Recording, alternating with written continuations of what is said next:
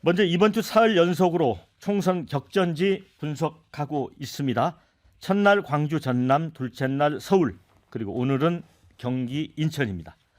자, 분당, 갑을, 화성을, 인천, 계양을 이렇게 네 곳인데요. 자, 이번 조사는 KBC 광주방송, UPI 뉴스 공동으로 여론조사기관 리서치뷰에 의뢰해서 16, 17 이틀 동안 각 지역구 만 18세 이상 유권자 500명 대상으로 휴대전화, 가상번호를 활용한 ARS 전화조사로 진행했고요. 응답률 8.4%, 표본 오차는 95% 신뢰 수준에 플러스 마이너스 4.4%포인트입니다. 자, 경기도 최대 격전지 성남 분당 갑부터 가보도록 하겠습니다. 지금 화면에 나오고 있습니다. 현역 국민의힘 안철수 후보에게 도전장을 던진 더불어민주당 이광재 후보 5차 범위 내긴 하지만 처음으로 안 후보를 앞서는 결과가 나왔습니다. 이광재 후보 48%, 안철수 후보 44.8% 접전 양상이고요. 개혁신당 유호정 후보 3.2%입니다. 바로 옆 지역구 경기 성남 분당 을입니다. 국민의힘 김은혜, 민주당 김병욱, 친윤 대 찐명의 대결로 불리는데요. 김병욱 후보 49.4, 김은혜 44.3. 양자 대결인데 역시나 5차 범위 내 박빈 양상입니다. 그런데 김병욱 후보가 조금 앞서고 있죠. 다음은 반도체 벨트의 핵심 경기 화성을입니다. 평균 연령 34.7세, 전국에서 가장 젊은 지역구로 되어 있습니다. 더불어민주당 공영훈 후보 54.2, 국민의힘 한정민 후보 18.6, 개혁신당 이준석 21.5, 공영훈 후보 독주 양상입니다.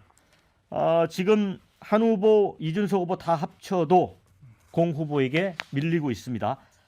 마지막은 이번 총선에서 가장 관심을 받는 지역의 하나죠. 거물급 정치인이 맞붙는 인천 계양을입니다.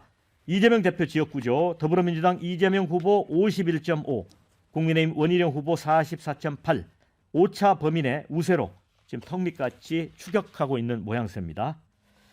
자, 이게 네 군데를 봤습니다. 손영욱 변호사, 어떻게 보세요? 여기 분당갑은 지금 처음으로 뒤집히는 게 나왔어요. 5차 범위이긴 합니다만. 지금 이제 그 수도권에서 상당히 그 국민의힘이 고전하고 있는 건 사실이에요. 네. 최근에 그 도태우, 장해찬 공천 취소하고요. 네. 그다음에 그 이종섭 대사, 그리고 이제 그 황상무 발언 이런 것 때문에 이제 그 당정 갈등이 놓으면서 상당히 보수층이 좀 분열된 것도 사실이고요. 네. 그래서 이제 전체적으로 수도권에서 많이 지지율이 빠지면서 후보들이 고전하고 있고 뭐 이거는 뭐 사실인데 저는 아직 이제 공식 선거운동 기간이 시작도 안 됐잖아요. 그렇죠. 그렇기 때문에 앞으로도 좀 이게 출렁출렁할 것 같아요. 국민의힘은 이걸 이게 위기를 기회로 삼아야 됩니다. 그래서 이제 그 더 신결적 원래 이런 자세예요. 원래 한 5% 부족하다. 이런 자세로 이게 죽기 살기로 뛰면요. 앞으로 이게 어떻게 될지는 저는 예측 부르고 어느 지역이든지 이게 수도권은 만만한 지역은 없어요. 진짜 이게 특수한 지역 뭐 강남 서초 한두 군데 서로 이게 빼고는요 다 접전이라 보면 돼요. 그런데 저는 이번 조사에 그래도 가장 고무적인 거는 역시 원희룡입니다. 예. 원래 이게 전쟁에서 적장만 하나 잡으면 전쟁은 이기는 거예요. 적장만 잡으면 이재명 대표가 예. 배지가 다르다면 민주당은 붕괴될 수밖에 없어요. 예. 지금 이재명 대표 일당이 돼 있거든요. 네. 여기서 이게 본인이 배지 이러면 바로 사법 리스크가 오고 그러면 이게 민주당은 와해돼 버리기 때문에 저는 원희룡 후보의 선전이 제일 중요하다. 이거는 국민의힘의 위안이 되는 거예요. 네, 우리 서 변호사님은 인천 계양을 결과에 약간 좀 기분이 좋으신가 봐요. 네. 장 기자님은 어느 지역구를 눈여겨 보셨습니까? 저는 경기 화성을 좀 봤는데요. 일단 이준석 후보가 공영훈 후보에게 많이 그 뒤떨어지긴 하지만 국민의힘을 앞서는 결과가 나왔습니다. 그렇죠. 21.5%로 국민의힘의 한정민 후보 18.6을 앞지르고 있는 상황인데요. 그럼에도 불구하고 이제 많이 부족한 상황이어서 이준석 대표가 지난 시기에 보여왔던 여러 가지 이제 윤석열 대통령을 향한 메시지 이런 것들을 생각하면 선전할 가능성도 있지 않을까 기대했는데 역시 그 기대에는 미치지 못하는구나라는 것이 이제 지표를 통해서 확인이 된 것이고. 그리고 이광재, 안철수 두 후보가 그 격돌하고 있는 분당 갑의 경우에는 이광재 후보에게 조금 더 일찍 좀 뛸 수 있는 그러니까 예비 후보가 조금 더 일찍 결정이 됐더라면 그랬다면 조금 더 격차를 더 벌릴 수 있는 시간이 마련되지 않았을까. 그러나 이제 아직은 시간이 한 20여일 남아 있기 때문에 그 시간 동안 더 격차를 벌릴 수 있지 않을까 싶은 생각이 좀 듭니다. 왜냐하면 악재인 그 이종섭 전 장관 문제, 그다음에 황상무 수석, 오늘 뭐 이종섭 장관은 귀국을 하고 황상무 수석은 자진 사퇴를 하긴 했지만 이 여파가 상당 부분, 그리고 비례대표 문제도 계속 후폭풍도 있기 때문에 여당에게 주요 변수가 여전히 많이 살아있다, 이렇게 분석해 봅니다. 네. 자, 문정영 부대변인은 어떻게 봤어요? 아까 서정욱 변호사는 아까 보수 분열 얘기를 하셨는데 그 중도가 좀 그 상대 진영으로 넘어간 게 아니냐 이런 또 댓글도 있거든요. 네, 근데 저는 뭐 보수 분열이 지금 그 국민의힘 수도권에서 지지율 하락의 주요 원인이라고 보지는 않고요. 실제로 지금 대통령실을 중심으로 한 어떤 민심을 읽지 못하고 있는 이런 상황이 지지율 하락의 가장 큰 원인이라고 생각합니다. 그래서 저번 주말부터 사실은 급속도로 수도권을 중심으로 해서 위기감이 퍼지면서 이러다가 우리 서울에서 열석도 못하는 거 아니냐 이런 위기감이 현재 후보로 뛰고 있는 후보들 사이에서 그런 얘기들이 많이 나왔거든요. 근데 그런 위기감이 현실로 나타나는 여론조사가 지금 이번에 지금 보고 있는 저희 결과라고 생각하고 보이고 있고요. 특히 안철수 후보와 민주당 이광재 여기 분당갑 같은 경우는 뭐 다른 여론조사 같은 경우는 사실 굉장히 초박빙 이런 여론 결과도 있었습니다. 다만 이렇게 뒤지는 조사가 나오는 거는 가히 충격적이라고 할 만한 이런 결과로 저는 보고 있고요. 또 국민의힘 김은혜 후보 같은 경우도 이제 김민수 후보를 이기고 대통령 출신이라는 이런 또 명함을 달고 멋지게 등장했는데 시작부터 이렇게 뒤처지는 양상 이런 것들은 앞으로 한동훈 위원장의 수도권에 대한 이 리스크 관리 리스크 매니지먼트가 굉장히 중요하다. 또 더 나아가서 한동훈 위원장 중심으로 수도권을 포함해서 충청이나 이런 스윙보터 지역에 대해서 대대적으로 한동훈 얼굴로 치르는 선거가 저는 필요하다고 생각합니다. 네. 자, 서영주 대변인. 네. 경기 분당갑에서 이제 개혁신당 유호정도 3.2가 나왔거든요. 네. 그리고 경기 화성을은 개혁신당 이준석 21.5. 개혁신당이 이 국민의힘 쪽에 좀 다소 불리한 영향을 끼친 게 아닌가 싶은 생각도 드는데 어떻게 보세요? 뭐 그렇다고 봐야죠. 특히 개혁신당은 뭐 삼지대 빅텐트가 찢어지고 나서는 개혁신당은 보수 계열입니다. 그러니까 새로운 미래도 뭐 이제 가세가 기울어서 있지만 거기도 진보 계열입니다. 그래서 이제 거기가 나온다면은 양 당에서는 명확하죠. 개혁신당의 표는 보수 쪽에서의 표를 많이 흡입할 공산이 큰 것이고 수치들로 나오는 것 같고요. 지금 보면은 이제 전체적으로 이렇게 평가하고 싶어요. 이 세 곳만 봐서는 수도권에 있어서의 나오는 이 여론조사 추이는 이제 먼지가 거치고 본질이 나오고 있다. 결국에는 이제 본질은 이번 총선의 어떤 여러 가지 국민들의 투표 성향은 정권 심판에 있다라는 게 드러나고 있다는 것이죠. 먼지라는 게 이제 각 당의 공천의 과정들 속에서의 잡음, 거기에 대한 평가들이 조금 반영됐었다면 이전에 이제 선거가 거의 한 2주, 많게는 3주 정도 앞으로 다가섰는데 그런 의미에서는 이제 투표를 어느 정도 안착해서 가는 것이고 중도층의 민심이 많이 다시 정권 심판 쪽으로 확정되고 있다. 보이는 것 같아요. 그러니까 아까 말씀했듯이 이게 이제 한동훈 비대위원장이 잘한다고 잘하는 게 아닙니다. 이제는 한동훈 비대위원장은 관리하고 구도를 잡는 데 있어서의 방향만 설정해 주면 되는 것인데 한동훈 비대위원장이 잘할 게 아니라 윤석열 대통령이 잘해야 돼요. 뭐 대통령이 선거개혁을 하는 건 아니겠지만 그 전에 그냥 민생토론 하신다면서 조용히 있을 때는 그나마 좀 여당이 낫어요. 근데 지금 이종섭, 론종섭 만들고 황상무, 칼상무 만들고 하면서 지금 급속도로 지금 흔들리고 있거든요. 저는 이런 측면에서는 국민의힘의 최대 리스크는 윤석열 대통령이다라는 말씀 좀 드리고 싶습니다. 네. 댓글 좀 읽어드리겠습니다. 예전에는 국힘 텃밭이던 분당도 이제 격전지가 됐구나 이런 글이 있고요. 모두가 민주당 파란색입니다. 이런 의견이요. 이번 개항을에서는 이 대표도 많이 긴장해야 할 겁니다. 서정욱 변호사님하고 의견이 같습니다. 자, 용산이 다시 얼굴 안 보이면 분당 갑을 안철수와 김은혜가 유리할 겁니다. 이런 글도 주셨고요. 이준석이 너무 머리를 굴려서 화성에 도전한 건 실수였어요. 글쎄요. 그렇지만 유호정은 개혁신당이지만 이광재 표를 먹고 있다. 중도 사퇴해주면 이광재가 이길 수 있다. 이런 뭐 개인 의견이니까요. 네. 근데 사실 앞서 이제 말씀해주신 대로 문종영 부대변인이 이제 대통령실이 민심을 읽지 못하는 상황이 악재로 작용하고 있다라고 말씀을 주셨는데 저는 이게 제일 중요한 포인트라고 생각합니다. 그러니까 왜 그러면 심판론이 이렇게 다시 커지고 있냐. 이걸 이제 분석을 해봐야 되는데 앞서 서정훈 변호사님 분석하신 대로 이종섭 사태가 굉장히 컸던 거죠. 그러니까 다른 사람도 아니고 호주로 출국하는 이제 외국의 이제 그 재외국민들은 그 대사의 중요성을 다 실감을 하면서 살거든요. 근데 이렇게 호주 대사로 출국하면서 거의 도망가듯이 그날 저도 현장 중계를 했지만 굉장히 기자들이 많았는데 그걸 어떻게 뚫고 들어갔단 말이에요. 그러니까 그걸 보여주는 이미지 자체가 그 도망치는 것 같은 인상을 줬고 그 MBC 기자하고 인터뷰하면서도 뭐 이렇게까지 나를 괴롭히냐고 했는데 왜 이렇게까지 해서 나가야 되는 것이냐에 대한 비판이 이제 나올 수밖에 없는 것이고요.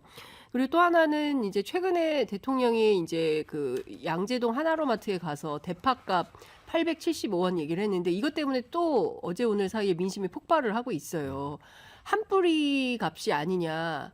아니 어떻게 대파 한 단에 875원일 수 있냐. 그 막 문제 제기가 막 터져나오고 있거든요. 저도 알아봤더니 하나로마트에서 행사하면 2,450원이고 행사 안 하면 3,500원이라는 거예요. 그러니까 무슨 문제냐면 대파값 하나조차도 정확하게 파악하지 못하고 오히려 여론을 호도하는 듯한 방식으로 대통령실이 민심을 왜곡하고 있다면 이 자체로 국민들이 보기에는 아니 국민들이 살기가 얼마나 어려운데 대통령실이 정확하게 민심도 제대로 살피고 있지 못하는 거 아니야? 라는 비판을 할 수밖에 없는 것이고요. 뭐 이종섭, 황상무 그다음에 이런 그 민생 물가가 여러 가지 전반적으로 보면 윤석열 정부에 대해서 총체적으로 좋은 점수를 줄 수가 없는 것이죠. 그러니까 이른바 이제 스윙보터라고 하는 중도 표심이 사실은 보수 쪽에 섰다가 이제는 진보 쪽 유권자층으로 옮겨가고 있다. 이게 민주당 쪽으로 옮겨가고 있는 시그널이 여러 여론조사를 통해 확인이 되고 있다. 저는 이렇게 봅니다. 네. 자, 손혁 변호사님. 어쨌든 서울 지역의 한정에서 보더라도 이종섭 대사 출국 이후에 지지율이 한 15%가 빠졌다고 해요. 그런데 이제 이번 주에 귀국해서 대기한다는 거 아닙니까? 그리고 황상무 사회수석도 이제 사표가 수리가 됐어요. 그래서 이걸로 조금 떨어지는 그 추락하는 걸 좀 막을 수 있을지 어떻게 보세요? 뭐 저번에 이거 15 떨어질 때 그 앞에 잘 놓은 거 있죠. 네. 이게 너무 이제 그 오차범위에서 잘 놓았던 것 같아요. 왜 그러냐면 이제 저는 서울은 항상 이제 박빙으로 보거든요. 예. 압도적으로 이게 잘 놓았던 게 문제죠.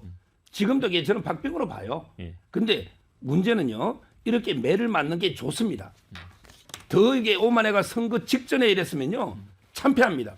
지금 이게 매를 맞으면 얼마든지 고칠 기회가 있죠. 이게 예방주사다 그죠? 황상무도 예방주사. 예, 황상무도 사퇴했고, 네. 그다음에 이종섭 대사도 귀국 조건 없이 조사받겠다는 이제 그 의견서도 냈고, 예. 그거와 관계없이 조건조에 들어오고 예. 이렇게 하나하나 고쳐 나갈 수가 있잖아요. 근데 문제는요. 민주당은 이제 이래 여론조사 잘 놓으니까 뭐 선거 이겼네, 151석 무난하네, 잘하면 이게 174 하겠네. 그러면 이게 양문석이 그냥 가도 되겠네. 뭐 박용진은 그냥 학살해버리도 되겠네. 안 고치잖아요. 지금 이게 민주당 공천이 얼마나 많은지 이제 민주당이 매를 좀 맞을 차례입니다. 지금 이제 박용진 그 경선을 몇 번 해가 몇 번 죽이고 죽은 박용진을 또 이게 왜 부관참시 조롱합니까? 조롱하고 있잖아요. 그다음에 양문석 끝까지 데려갈 수 있을까요? 그 외에도요. 수원의 뭐 김준혁, 그다음에 은평의 김우영, 그다음에 용인의 이은주 이런 게 막말 엄청나게 많고요. 앞으로 이게 터져 나올 겁니다. 항상 이게 국민들은요. 이렇게 교대로 한 번씩 때려 패는 거죠. 네. 서 변호사님이 이제 공격을 세게 하다 보니까 이게 민주당 문제는 2부에서 다루기로 돼 있는데 네. 공이 그쪽까지 굴러갔어요. 그러니까. 그런데 댓글 네. 중에 이런 게 있습니다. 이종섭 귀국하는 것이 사표 내고 오는 건지 아니면 그냥 국면 전환용인지 또 국민들 속이려는 꼼수 부리면 압도적으로 패할 겁니다. 이런 의견이 있어요. 그런데 제가 볼 때도 이종섭 대사의 문제는 왜 그 대사로 내보냈느냐라는 그 국민들의 시선도 좀 깔려 있는 거 아닌가 싶어요. 그거라니까요. 그러니까 비정상적이다라는 것이죠. 그러니까 이게 정상 절차의 미비가 아니라 결정 자체가 도저히 납득할 수 없는 것입니다. 이걸 저는 보통 이게 본부 불가침이라는 얘기를 많이 하거든요. 본인과 대통령 부인에 대해서는 무조건적으로 비정상적인 처리를 하고 있다. 그러니까 윤한 갈등에 있어서의 1차 갈등을 생각해 보세요. 당시에는 대통령 배우자 김건희 여사에 대한 명품백 사건에 대해서 한판 붙었죠. 2차는 뭐냐면요. 이종섭 전 장관을 호주 대사로 도피시키는 것인데 이거는 최수근 상병 순직에 대한 수사 위압인데 대통령실이 관여되어 있습니다.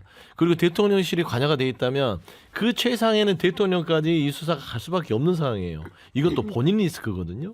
본인 리스크가 걸리다 보니까 이종섭 전 장관을 호주 대사로 긴급하게 도피시킨 게 아닌가. 증언을 앞두고 있고 조사를 앞두고 있던 분을 피신시켰다는 오해를 당연히 질 수밖에 없는 겁니다. 왜? 이 국민의힘이 이 건으로 해서 얼마나 지금 총선을 앞두고 지금 곤혹을 치르고 있습니까? 그럼에도 불구하고 지금 이런 결정을 내렸다는 것은 국민들은 이거 본인과 본인 배우자에 대해서는 법도 없고 원칙도 없고 공정하지도 않는다 이런 것이고 지금 서정 변호사님이 매를 먼저 맞는 게 좋다고 하는데 그렇죠. 회초리를 맞는 건 좋은데 몰매 맞으면 입원해요. 그러니까 지금 거의 그 수준이거든요. 그래서 저는 이제 민주당에 대해서 이제 민주당이 매 맞을 차례다. 매 안 맞을도록 잘해야죠. 잘할 것이고 그 바람은 있겠지만 중요한 것들은 지금 이종섭 전 장관과 그다음에 황상무에 대한 어떤 처리 부분들이 뒤늦어나마 국민의힘이 수습을 하려고 하지만 이제 시작이다. 이종섭 전 장관의 조기 귀국은 이제 문제를 시작하는 시작점이 될 수 있죠. 이게 사태면은 끝나지만 조기국에서 어떻게 될 건지에 대해서 또 한 번 더 윤석열 대통령이 부각되기 때문에 국민의힘 지금 웃을 때는 아니다. 그런 조언을 드리고 싶습니다. 네. 댓글 소개를 해드리겠습니다. 이종섭을 호주로 도피시킨 사람들을 색출해서 사법 시스템 마비시킨 벌을 주어야 한다. 이런 의견이 있고요. 이종섭 소환하고 황상무 잘랐는데 이제 뭘로 또 공격하려나? 이런 의견도 있고요. 암튼 민심 외면하는 아나무인 대통령과 대통령실이 문제입니다. 혼자 외롭게 고군분투하는 한동훈 비대위원장만 불쌍합니다. 우우 이런 글도 주셨어요. 자, 우리 문재용 부대변인 어제 한동훈 비대위원장이 남은 기간 동안 죽어도 서서 죽었다는 자세로 임할 것이다라고 얘기했고 그 뒷부분 이번에 지면 윤석열 정부는 집권하고 뜻 한번 펼쳐보지 못하고 끝나게 될 거다. 뜻도 펼치지 못하고 끝나게 될 거다. 이 부분이 결국 어젯밤에 대통령실의 어떤 생각을 좀 바꾼 거 아닐까 싶기도 하고요. 네, 대통령실에 대한 어떤 직격 폭탄을 날렸다고 저는 보는 것이거든요. 예. 그런 우회적으로 이제 비판은 했지만 사실 대통령실에 대한 어떤 없는 경고를 저는 보냈다고 생각합니다. 서서서 죽겠다는 것은 어쨌든 물러나지 않겠다라는 그런 의지의 표현인 것이고 국민들의 지금 눈높이는 이종섭 장관에 대해서는 애초에 호주에 나갔으면 안 됐다. 그리고 황상무 수석 같은 경우는 사표 수리가 아니라 어떻게 보면 대통령실에서 경질을 했어야 맞다. 이런 인식이 있는 것이거든요. 그렇기 때문에 한동훈 위원장은 조기에 이 두 인물에 대해서 당 차원에서 이제 저번 주말에 의견을 밝혔던 것인데 이런 부분에서 대통령실이 빨리빨리 수습을 하지 못할 망정 어떻게 보면은 뭐 사과로 끝내려 한다든지 그리고 이종섭 장관에 대해서는 미적미적거리면서 실기를 하는 모습 이런 것들이 지금 하루에 몇 번씩이나 수도권 민심에 대해서 영향이 있기 때문에 한동훈 장관은 대통령실과의 무의미한 그런 힘겨루기가 아닌 어떤 결연한 의지를 저는 보였다고 생각을 하고요. 지금 사실은 참 이게 저도 이런 말씀을 드리기 조금 송구스럽지만 대통령실이 전면에 나올 때마다 저희 당의 지지율이 우르르 떨어지고 있습니다. 이거는 사실 어떤 패턴이에요. 대통령실 또는 대통령실의 주요 인사가 국민의힘에 개입을 할 때마다 지지율이 떨어지고 저희 보수 진영이 분열을 하고 있고요. 또 지금 최근에 도태우 후보나 장해찬 후보 같은 경우도 어떤 보수의 어떤 큰 축을 담당하는 것이 아닌 국민들이 관심을 가지고 지적했던 부분은 막말을 왜 그런 막말을 했냐 이런 지적이었던 것이거든요. 이런 후보에 대해서도 저희 당내 핵심 지도부 또는 중진 의원들이 감싸기를 한다면 저는 반성을 하지 못했다. 국민의힘이 앞으로 정신을 못 차렸다. 이런 평가를 받을 것이기 때문에 더 늦기 전에 정신을 좀 차려야 된다고 생각합니다. 우리 문 부대변인이 야당 대변인인 줄 알았어요. 아니 제가 충신이지, 충신. 아니 근데 제가 완전히 이제 달라진 그 문 대변인하고 저도 꽤 오랫동안 생각이 좀 일치하는 거 아니에요? 아니 많이 일치합니다. 아니 그러니까 문 부대변인께서 그동안 사실은 막 그 대통령실을 엄호하고 이제 정부 여당 입장에서 막 하느라고 애썼는데 오늘은 완전히 사실상 대통령실 이렇게 하면 안 된다라고 이제 진언을 하고 있는 거예요. 네. 그러니까 이걸 보면 레임덕이죠. 네. 윤석열 정부는 확실한 레임덕에 들어갔구나. 왜냐하면 여당 대변인이 저 정도 얘기할 정도면 상당히 심각한 거다 지금 내부가. 네. 그리고 윤한 갈등 제2라운드 기자들이 이제 또 취재 시작했고 기사 쓰고 있는데 본격화되고 있구나. 그러니까 사실상 이게 뭐 약속 대련 2차원이 아니고 그 수준을 넘어서 사실상 이거 옛날에 누가 얘기했었냐면요. 이준석 대표가 늘 하던 얘기입니다. 당무에서 손 떼라. 윤석열 대통령. 그 얘기를 지금 문 대변인도 하고 계시는 거라고 보여지고 지금 상황에서 보면 대통령실이 등장할 때마다 지지율이 빠진다라는 얘기를 하고 있는 거고 그것은 사실 지표에서 사실로 확인이 좀 되고 있는 겁니다. 근데 그럼에도 불구하고 어떻습니까? 이번에 비례대표 공천할 때 이철규 위원장을 사실상 대표로 해서 한동훈 위원장하고 대격돌을 하고 조선일보 보도에 따르면 뭐 굉장히 고성을 막 높이면서 서로 뭐 네가 그만두네 내가 그만두네 하면서 싸웠다는 거 아니겠어요? 그러니까 그 갈등이 첨예화되고 본격화되는 거죠. 그리고 실제로 오늘 뭐 밭글 형태로 해가지고 제가 보기에는 한동훈 위원장 측에서 흘리는 것 같은데 내용을 보면은 뭐 공영방송 사장 했던 사람 뭐 무슨 당 무슨 대변인 출신 어떤 사람 뭐 이런 등등을 이제 거론을 한단 말이에요. 누군지 추정이 가능하게. 이 기자들이 취재하면 금방 나옵니다. 누군지 실명이. 그러니까 이런 상황까지 온 거예요. 그러니까 대통령실에서 아무개를 넣으라고 했는데 한동훈 위원장이 판단할 때 이 사람이 이러한 사람인데 이 사람들을 어떻게 비례대표 국회의원 후보로 넣냐. 이거 안 된다. 그야말로 대통령실과 여당 간의 사천 논란, 사천 갈등이 극대화되고 있다. 이렇게 볼 수밖에 없는 것이고 그럼 이 전쟁이 여기서 끝날 거냐? 저는 계속될 거라고 보고요. 네. 또 한 가지만 첨언하자면 이종섭 장관 귀국했는데 이게 중요한 게 아니라 수사를 받아야 됩니다. 수사. 예. 자, 이종섭 지금 대사 관련해서 이제 비판을 많이 하고 계신데 우리 댓글 중에 이 반대되는 주장도 있습니다. 이 부분은 제가 항상 그 중요하게 생각하는 균형 보도 차원에서 소개를 해드리겠습니다. 자, 이재명 민주당 대표를 포함해서 민주당 사람들은 재판 중인데도 무죄 추정 원칙 주장하면서 상대방은 조사 수사도 못한 의혹만으로 범죄자 취급을 하고 있다. 이런 비판도 올라왔습니다. 서 변호사님. 그 제가 항상 이게 하던 이야기고요. 법에 보면 출국금지 법에 피고인 기소가 되면 이게 원칙을 하게 돼 있습니다. 근데 고소가 된 거는 워낙 많잖아요. 네. 따라서 이제 국가 이익을 중대하게 해칠 때 제한적으로 합니다. 기소가 되면 도망갈 가능성이 높죠. 왜? 유죄가 97%니까. 따라서 저는 이재명 조국은 출국금지 안 하고 무죄 추정 원칙 주장하면서 고소밖에 안 돼. 그것도 정치적 고소예요. 거리도 안 되는 이 고소만 가지고 출국금지를 하면서 또 수사를 원칙 3개월 할 수 있거든요. 네. 한 달씩. 네. 지금 3개월 넘었잖아요. 그래서 그게 촉구하는 거예요. 빨리 해란 말이에요. 수사 받겠다고 해라는 거예요. 그게 아니. 고소만 된 단순한 사건이 아니죠. 아니죠. 최수근 상병의 순직 사건 어떻게 그런 식으로 폄훼해서는 안 되고요.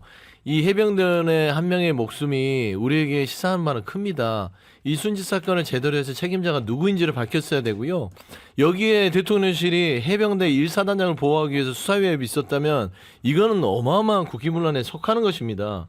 법치를 강조했던 대통령이 그 법치를 본인 사람 챙기기 위해서 수사에 개입했다라는 부분이 어떻게 이렇게 고소사건으로 시작이 됩니까? 모든 것들은 작은 부분에서 시작되는 것 같지만 저는 이 부분에 대해서 그렇게 단순하게 접근한 방법은 아닌 것 같고요. 두 번째 무죄 추정 얘기를 하는데요. 무죄 추정은 누구에게나 마찬가지입니다. 지금 뭐 이종섭 전 장관에 대해서 뭐 유죄라고 얘기하는 거 아니에요, 야당이. 정당한 수사 절차를 왜 받지 않고 멀리 호주로 대피시켜 놓고 나서 수사에 진척이 불가능하게끔 만들었느냐라는 것이죠. 그런데 이 자체를 가지고 뭐 이준석 장관이 죄가 있다고 우리가 주장하면서 반드시 이분을 기소시켜서 재판을 받고 최수근 상병의 어떤 책임을 물어야게 됐다. 그건 아니다. 두 번째, 박정훈 전 대령이 지금 재판을 받고 있지 않습니까? 이 재판을 받는 와중에 이분이 상관 명예훼손죄로 하는데 그 핵심 증인이 이종섭 전 국방부 장관입니다. 이분이 나가서 증언을 해야 돼요. 변호인 신문에서. 그런데 호주에 있으면 대사 신문으로서 증언을 안 하는 증인으로 출석 안 하던 데는 그런 상황들이 놓인다는 거예요. 이게 가장 핵심이에요. 무죄 추정 안 해도 존중해 드릴 테니까 호주로 가지 말고 이런 부분에 있어서 최수근 상병의 순직 사건에 수사 개입 가장 확실한 피의자이자 증인인 이종섭 장관이 다 털고 나가시라는 겁니다. 그리고 본인의 능력을 발휘하셔라. 이게 합리적 시사 아니냐. 네, 이제 거기까지 하고 일부를 마무리해야 될 것 같은데요. 이와 관련된 댓글 2개 소개를 해드립니다. 윤 대통령이 이종섭을 호주 대사 임명한 것 자체가 입을 막으려는 정치 공작이다. 이런 주장이 있는가 하면요. 이재명 대표는 선거라고 재판도 안 나가고 있으면서 뭔 소리냐. 또 이런 의견도 있습니다. CM 듣고 2부에서 뵙겠습니다.